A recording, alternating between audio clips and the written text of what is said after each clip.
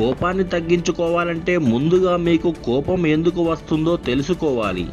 ఏ విషయాల్లో మీకు కోపం వస్తుందో తెలుసుకోవాలి. ఆ విషయాన్ని అర్థం చేసుకొని మీకు తగ్గట్టు పరిస్థితులను మార్చుకోవాలి. పరిస్థితులు మారకపోతే మీరే మారాలి. బాగా కోపం వస్తున్నప్పుడు ఆ క్షణం అక్కడి నుంచి దూరంగా వెళ్ళిపోండి. ప్రశాంతమైన సంగీతాన్ని వినండి.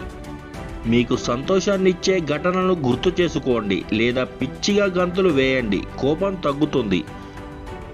ముఖ్యంగా ఆల్కహాల్, సిగరెట్లు తాగటం వంటి చెడు అలవాట్లను వదిలేయండి. వీటి వల్ల కూడా కోపం విపరీతంగా పెరిగిపోతుంది. ఒక రాత్రి నిద్ర లేకుండా ఉండి చూడండి. మరుసటి ఉదయం చాలా చికాకుగా ఉంటుంది. కోపం కూడా వచ్చేస్తుంది. అంటే మన శరీరానికి కావలసిన విశ్రాంతిని ఇవ్వకపోయినా అది కోపం రూపంలోనే బయటపడుతుంది. కాబట్టి శరీరానికి తగిన విశ్రాంతినివ్వండి. రాత్రి 8 గంటలు ఖచ్చితంగా నిద్ర